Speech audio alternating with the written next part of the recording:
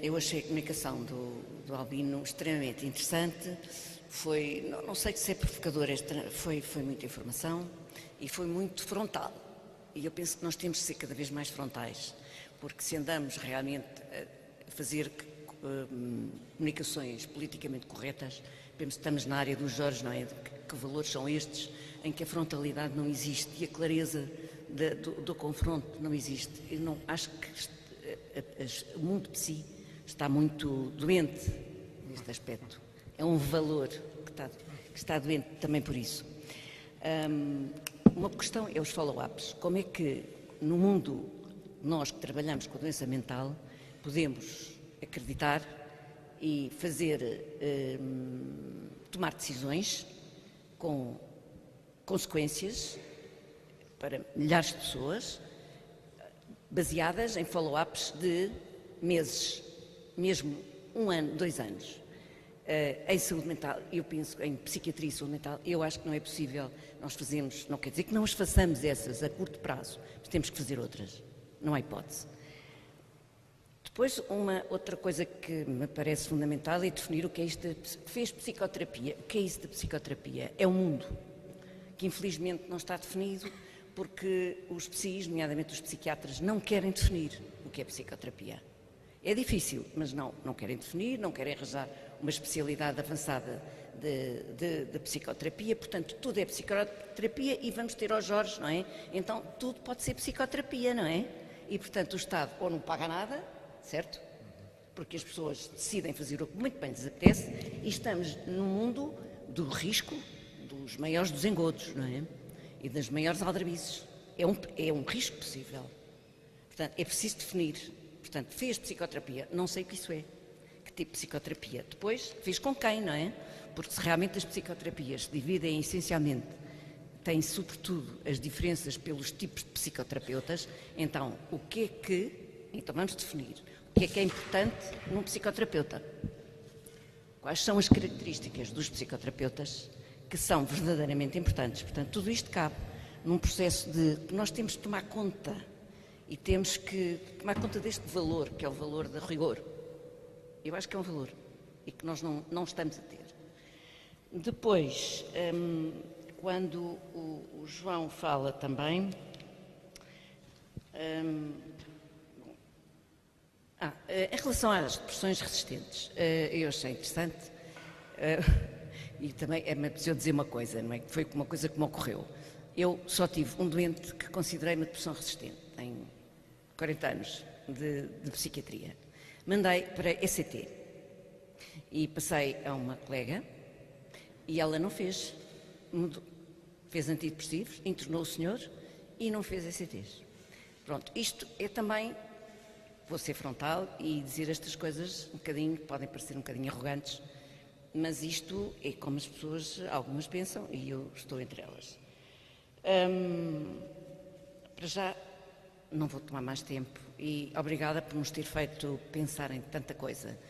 Os valores, enfim, está tudo implicado e eu gostaria também de continuar a falar e que vocês falassem disto um bocado. Muito obrigada. Gostei muito, claro,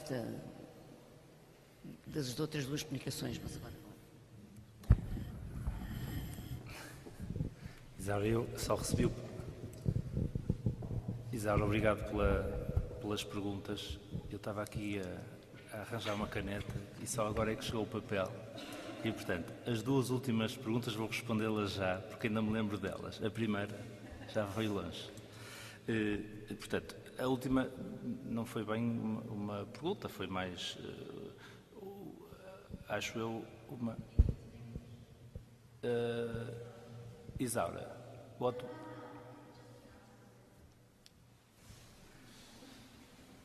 Can we do it in English, Isaura? Okay, I'm comfortable in speaking in English, no problem. So your vision as a psychiatrist and in your experience in your, I'm guessing more of your hospital-based practice of finding or not finding a refractory depression and referring for ECT. And what I think you were saying is that you didn't really find it in your practice, and on the other hand, that when you did find it, it wasn't really consensual with whoever was dealing with the ECT practice in your hospital. And definitions of refractory depression are, as most definitions in psychiatry, very much observer-dependent.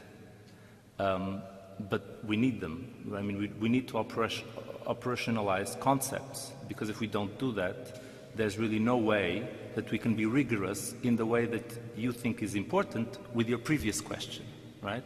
And so the operational construct that is used globally is that it really doesn't include psychotherapy.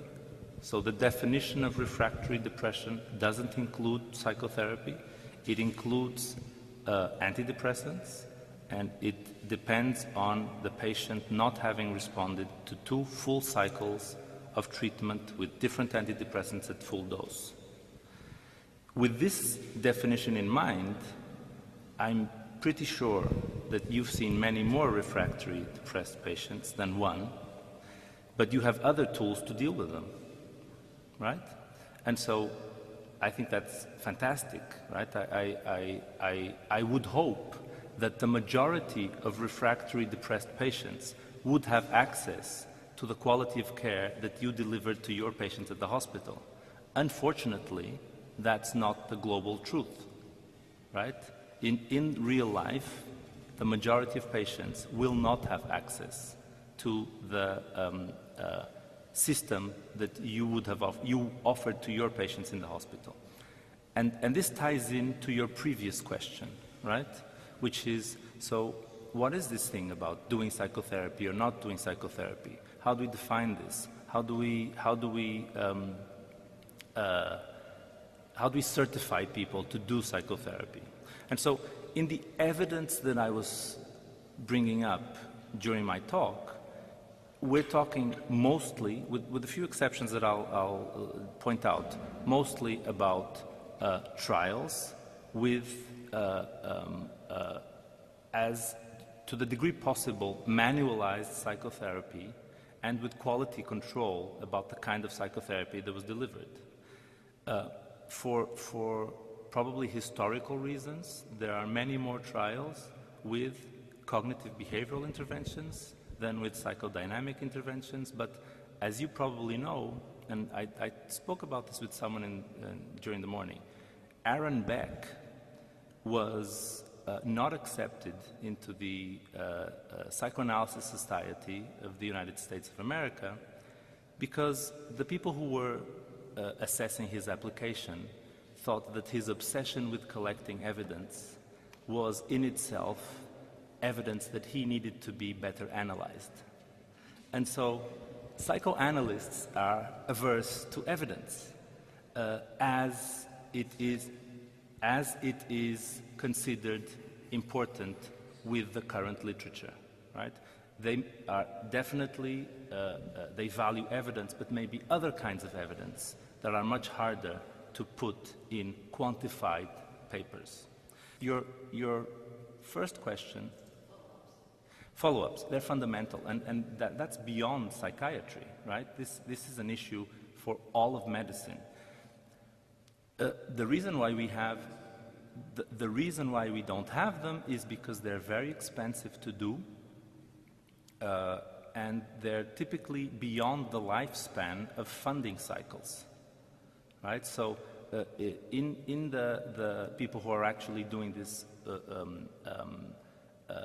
prospective research, the time span that one would like to have for really meaningful results, 5 years, 10 years, 15 years, 20 years, that's beyond half of a professional career in research.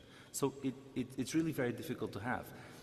Our friends in the Northern European countries that have fantastic real-life databases of what's going on are bringing up a lot of this research with, so having ideas about, having data, having real data about when someone was prescribed an antidepressant for the first time, or when someone had a diagnosis of depression or schizophrenia or bipolar disorder for the first time, and following these individuals for 10, 20, 30 years, and accumulating this evidence with suicide, with physical disorders, with employment, with productivity, right? So the way to do this is very different from the way we classically do randomized controlled trials and the way that we classically accumulate evidence in medicine. But for sure, it is very, very important, and we need to do it. Can I also say, there's just one little point that I disagree, which is that psychodynamic therapists are averse to evidence, which is, I don't think, is the case in many places. Maybe I didn't understand fully. No, the only thing I'm saying is that when you look at the literature, there are many more published trials with CBT than with psychodynamic But we already intervention. start to see a lot of good psychodynamic. So this could be historical. This could be for another Congress. Yeah, but this could be historical, but it's the truth, right? Yeah. When you look at meta-analyses, you have less psychodynamic than CBT.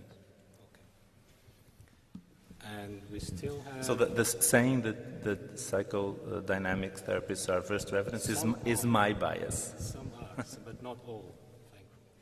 As we've seen, Martin, for example, is from a psychodynamic perspective and is doing his team doing a lot of research. There's a question there, Chris.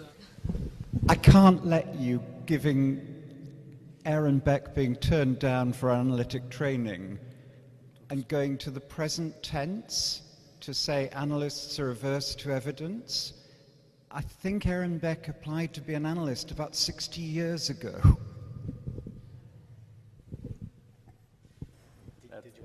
Yeah, I did, and you're right. I just learned about this last year. That's why maybe I'm so excited about it.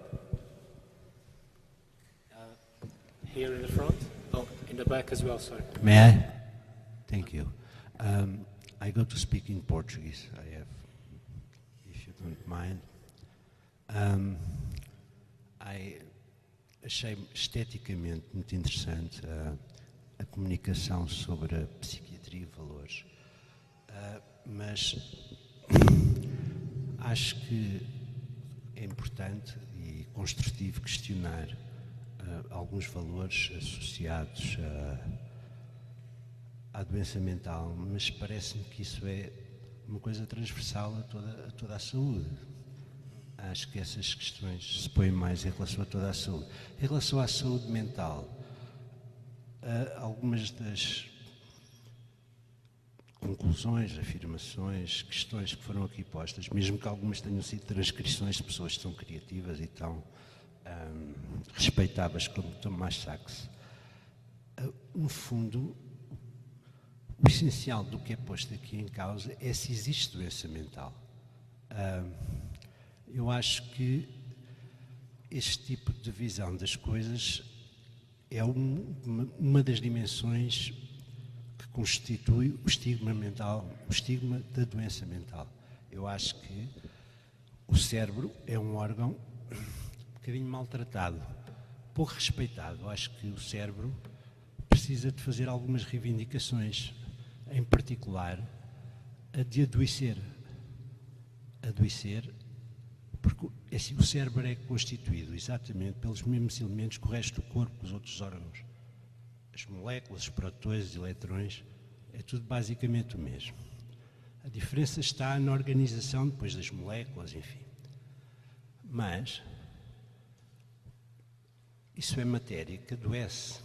As células adoecem, independentemente das nossas questões éticas. Depois provocam a cadeia etiopatogénica das doenças mentais, é que é um bocadinho confusa, é muito complexa.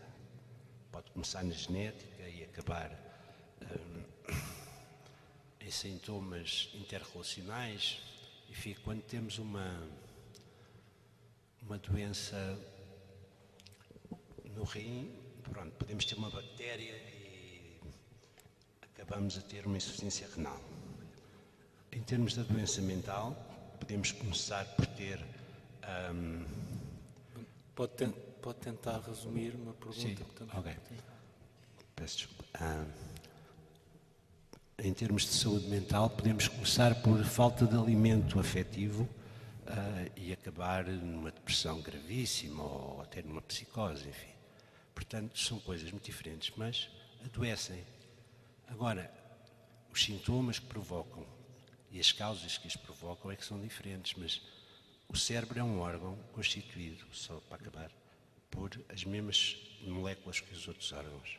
Portanto, tem lá a possibilidade ao cérebro de ser bem compreendido e bem tratado. What I was saying at the concept of illness in itself is a value concept, is relative to norms. What is health? You need norms to evaluate it. What is a health organism? The difference is that in physical illness is more agreement between humanity. What is health and what is illness is a question of agreement. If a person is blind, normally we agree that it is an illness. Okay, but maybe there is a people who think that blind are divine people. I think there was people who believe in this, that a blind person is a person special or something. But it's not very common. In the case of mental illness, is more relative, is more. I give the example of homosexuality. When I was beginning to study psychology, the homosexuality was classified as an illness. Or my professor said it's an illness, is a treatment, is a behavior aggressive. How do you say, estímulos agressivos to treat this illness. But now if you say that homosexuality is an illness, you go to prison, okay? You cannot say, because it's not the physical condition that change, is the values of society that change. There is some societies where delusions are considered a good thing, and they said people are not deluding to hear voices and could be considered a good thing and not an illness, or could be a sacred thing or something. So it's more variation. So when the brain has a causal difference or something that happens in the brain, the interpretation as an illness is always an interpretation, because in nature you have all in effect cause effect, mechanical cause effect, not illness. Illness is always a perspective of human being. Okay, yes. Do you mind if I contribute? So this morning at coffee, there's a pathologist in the room sitting over there who was saying that the criteria for the pathological definition of thyroid carcinoma had changed, right? So consensus and definition of disease occurs at the most objective of levels, right? Pathology, tissue. So it's not exclusive for psychiatry for sure, right? We definitely need to remember that consensus is an element of all of medicine. Yes, Albino, my question is very practical. Do you in Champalimaud Investigation Centrum, are you working with this transcranial magnetic device and also the deep stimulation brain? Are you studying it, trying it, or not? So I my first contact with transcranial magnetic stimulation was at Harvard, where I trained for some time with Álvaro Pascual León, who was one of the original developers of the technique. Most of the research I've done up until now has been in collaboration with them at Harvard, and we currently are initiating 2 different programs for TMS in clinical applications. One is very innovative, it's still under consideration for FDA approval, which is multifocal RTMS combined with cognitive rehabilitation that, for which there is evidence for use in Alzheimer's disease.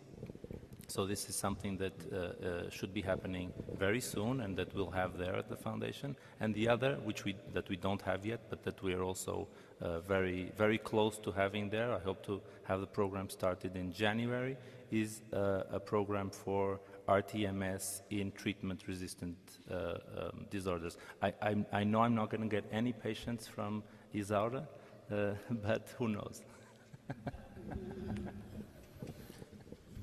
We have about 7 minutes, so some space for final questions.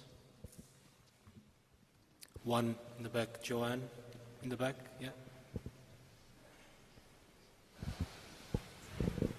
Hi, I had a couple of comments. One was about the notion of objectivity and bias in science, and I think one of the things that I wouldn't like to go unnoticed, sort of in relation to the evidence for psychodynamic or psychoanalytic therapies is, whilst I absolutely agree that there are far fewer studies of psychodynamic and analytic treatments than cognitive behavioural ones, for example, there's also there's kind of increasing recognition that studies which did actually meet APA criteria for gold standard RCTs were systematically sort of not included in some of the early meta-analyses of psychodynamic treatments, and that actually the sort of bias in the scientific establishment against analytic methodologies, which in many ways is understandable because of the preciousness of the analytic community for many years, has meant that actually there's been biased reporting of the evidence that does exist. And maybe linked to that is something about the studies that have been done about what the active ingredients are in talking therapies, and what we discover is the active ingredients are actually much more psychodynamically or analytically based, to do with experiencing, to do with the therapeutic alliance, which is a psychodynamic analytic concept originally, rather than adhering to a model that explores, for example, cognitive distortions. So I just want to rebalance a little bit of the evidence. And then I wanted to move to subjectivity and something about therapeutic alliance, and to say that although the final presentation was in Portuguese, so or Spanish, I'm sorry, I don't actually know, in a language I certainly don't understand, what was available to me as as somebody who doesn't understand that technical language was a subjective experience of a working alliance or a therapeutic alliance between the music therapist and the patient, which I thought was very compelling and very moving.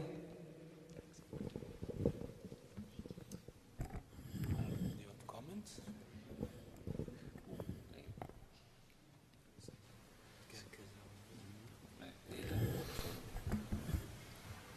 Não sei se alguém quer comentar. No, I don't know if anyone wants to comment. I mean, I have. If the evidence I presented here convinced me of a disclaimer. I'm trained in cognitive behavioral therapy. So I trained with Judith Beck and Aaron Beck in Philadelphia. You can't get much more CBT than this, right?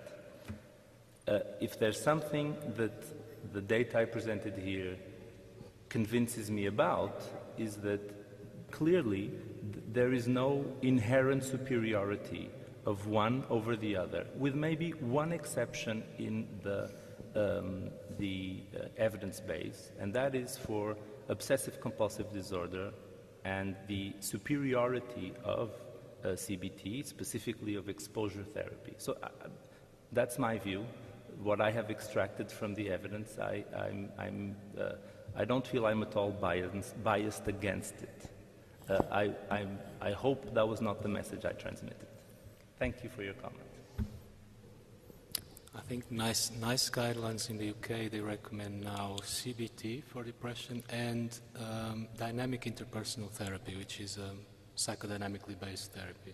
So at the moment they are recommending these two. Just The problem with guidelines is money, right? Money is always there. 2 minutes, so maybe last question, and then we have to. There are two. Can you make? Paula, maybe you haven't. Tá bem. Eu vou falar em português, agradeço que traduzam, estou mesmo muito cansada. Okay. Eu gostava de dizer, me senti extremamente provocada com a comunicação do Albino e estava aqui a pensar que, ao contrário do que eu imaginava, eu sou especialista em depressão resistente refratária. Nós no Hospital Dia tratamos há muitos anos, com muito sucesso, depressões refratárias e não só, muita psicopatologia refratária, e tratamos com multitratamentos altamente efetivos, porque vemos que as coisas acontecem na realidade. E os follow-ups observados que fizemos, que a Isaura fez durante muitos anos, eu próprio também fiz, mostram os belíssimos resultados. Eu gostava até de propor aqui provocatoriamente assim, se não quer fazer um ensaio connosco. Pronto, muito obrigada.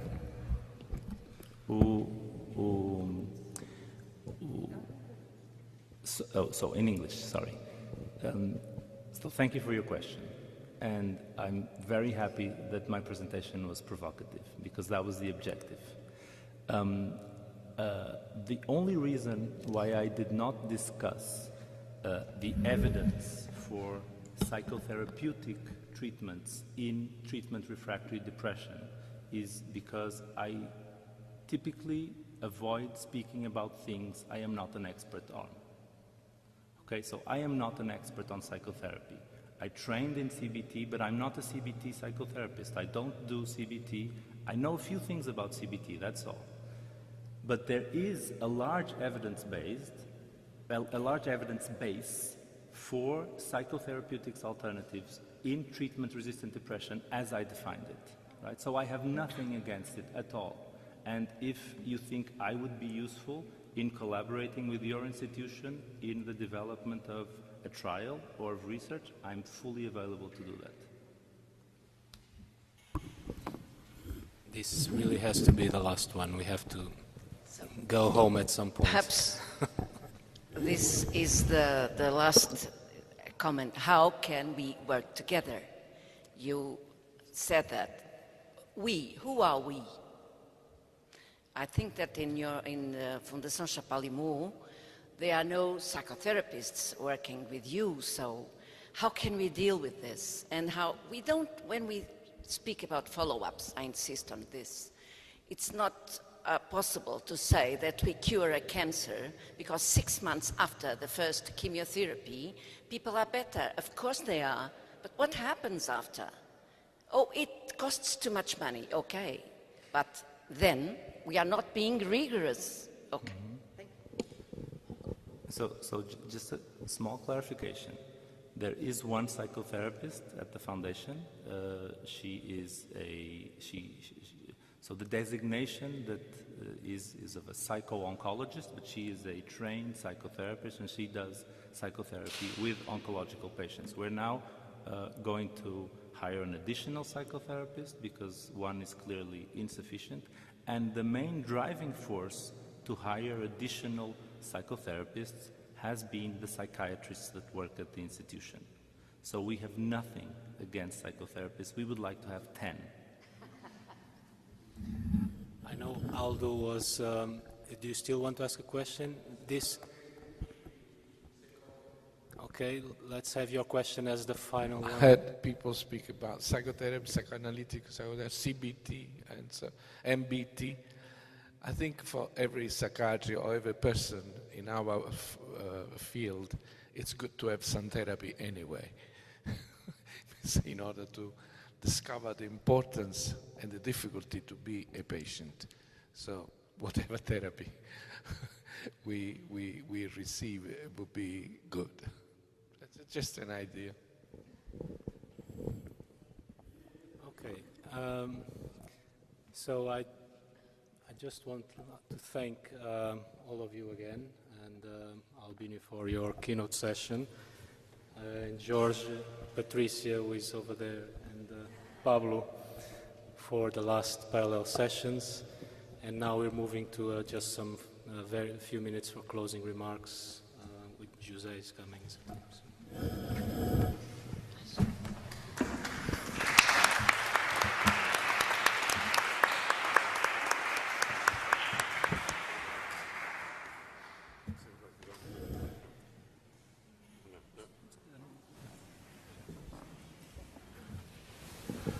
Right, we've gone through a very long, very intense and dense 2 days with some very good presentations. All that is left for me to do as a non-expert on anything is to say a lot of thank yous, actually.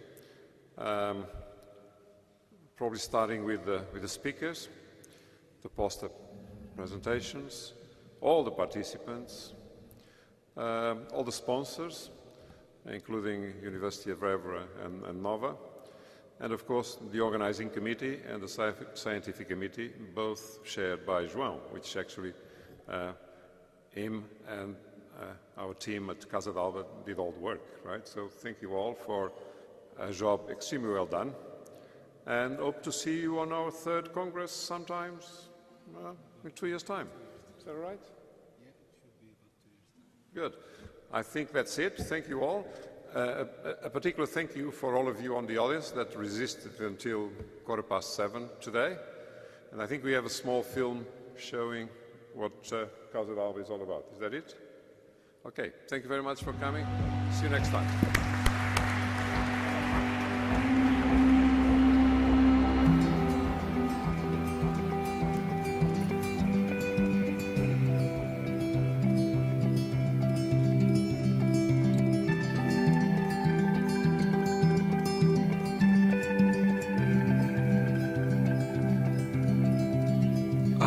Dream that when I woke up you were finally there, that I believed that all the hours turn to minutes. It's not fair. And when I turned to look at where you should have been, I started drifting.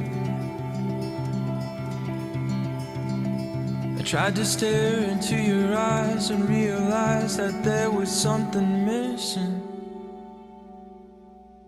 And if I stayed, I couldn't help but lie awake. 'Cause it's not you, it's just a dream, it's only fake. I just gotta leave, I gotta leave.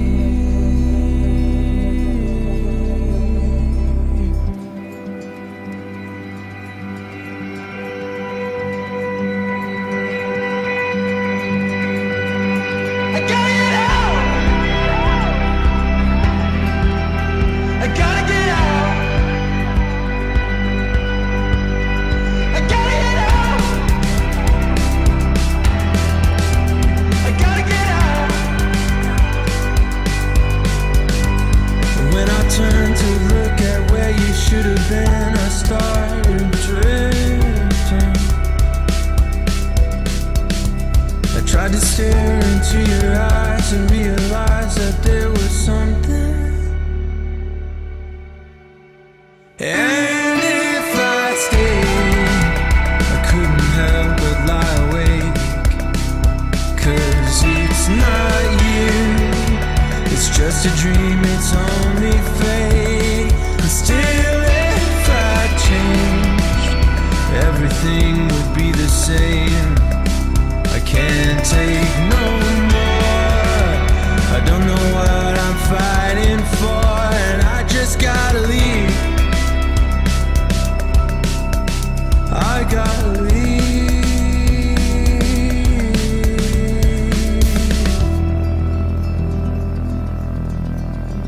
I had a dream